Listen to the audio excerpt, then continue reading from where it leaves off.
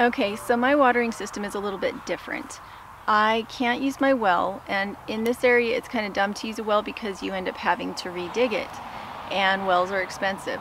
So instead of using my well to water, I use canal water, but I have certain parts of my property that there is no ditch. There is no way to flood irrigate. 6 years into it now, we instead use a pressurized system with a ditch pump, and all the watering equipment is at the top of the ground because of how deep our frost goes in the winter. You have to be 6 feet down in order to be below the frost zone in our area.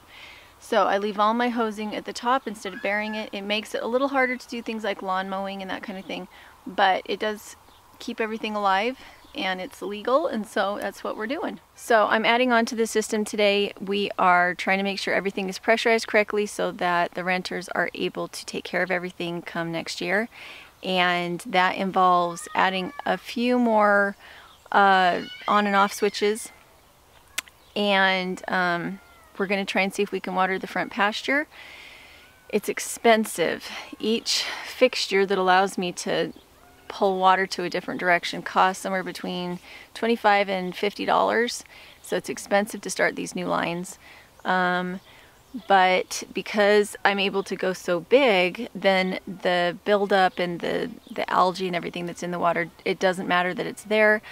Everything is still pressurized. I can get enough water to everything, and I don't have to do much legwork running back and forth trying to make sure that everything is getting watered. It all just is pressurized enough that it blows crap out instead of holding onto it and getting clogged.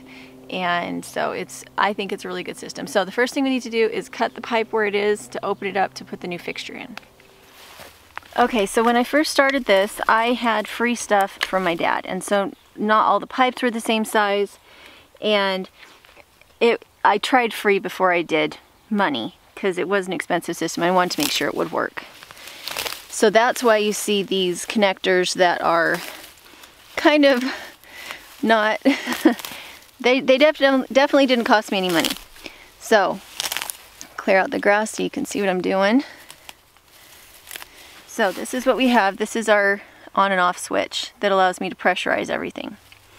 So what I need to do is cut it here and put this in, and I might have been happier bringing my hacksaw on this one, but we'll see, because I don't know if I can get it all the way around.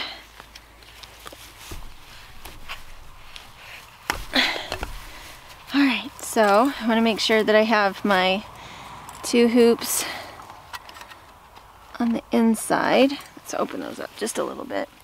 I like to use my Leatherman. It's short, and so I have better traction with it.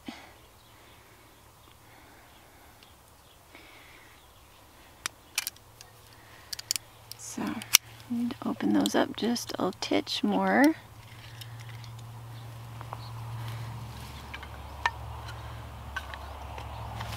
I may have got the wrong size.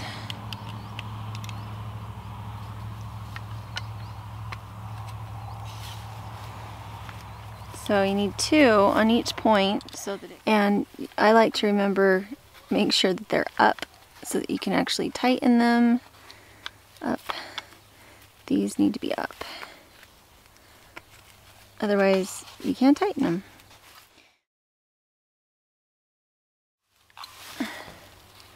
And I don't know which end is going to be easier. I like to use a hammer, but you do take a chance of actually cracking or bending your pipe, so do it at your own risk.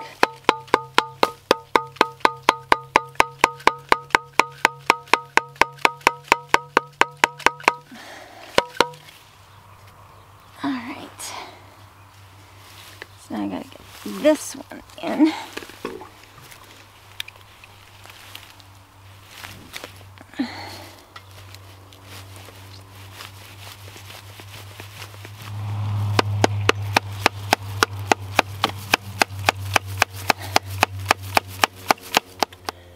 Dang it, there was already one on that end. Why did I do that?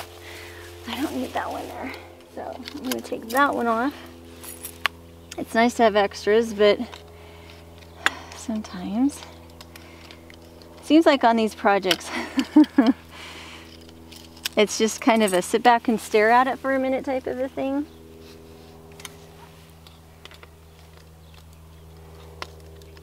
So I'm going to tighten that down, make sure it's good and snug.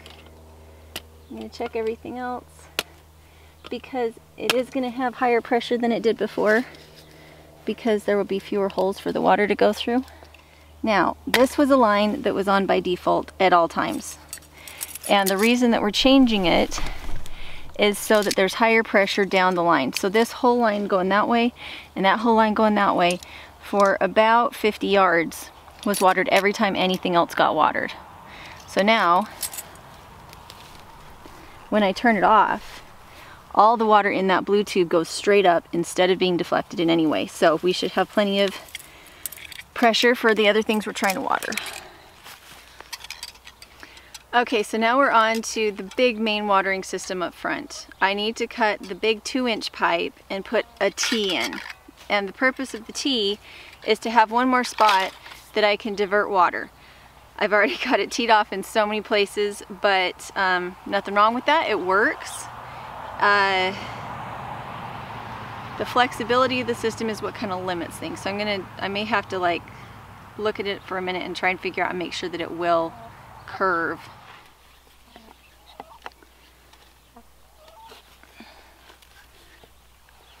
These bigger pipes are just a little bit harder. There we go. All right, so once again, two on this side. Not that you can't put them on once you have the other thing in. You totally can, but you have to undo it first. So it's easier just to put things on right the first time. All right.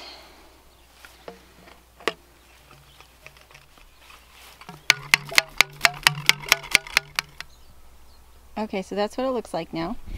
That right there is the new line.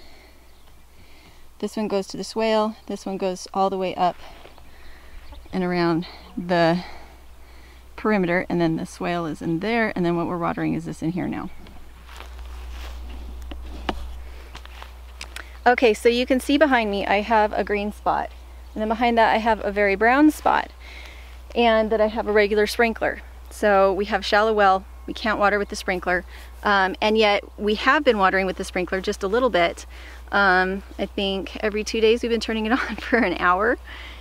And so this part here is fine, but we have all this huge space, and we have tried to water it in different ways. But if you actually want grass here, you have to water deeply, frequently, to get it started, and then you have to put animals on it so that you have enough manure. So you can see what we're trying. I'll see if I can show you. Okay, so this is the hose that I'm gonna use. I was gonna use my old green hose, but this is pretty cheap. It's 65 cents a foot. I got 25 feet. So less than $25. This is my reducer to go from 2 inches down to 1.5. And when it's plastic on plastic, you don't need the plastic tape. So make sure it's nice and tight, and I'm gonna get started. I do have extra of my 1.5-inch green that I can use further down if I need to. We'll just have to see. I'm not concerned that I won't have enough length.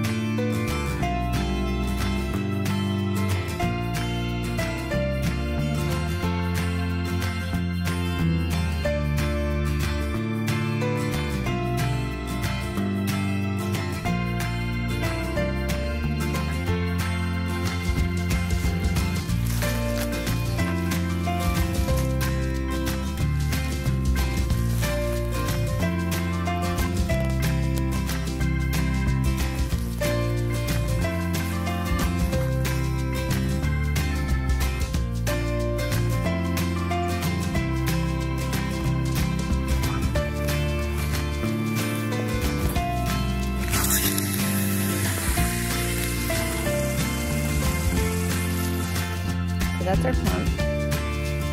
Here's our intake hose. Let's see if I can get up here without slipping. And then I have the end in a cage that I put really big rocks in so that it'll sink to the bottom. And then I tied this rope to it so that if a big log or something came down the water, it wouldn't rip it off or hurt my pump.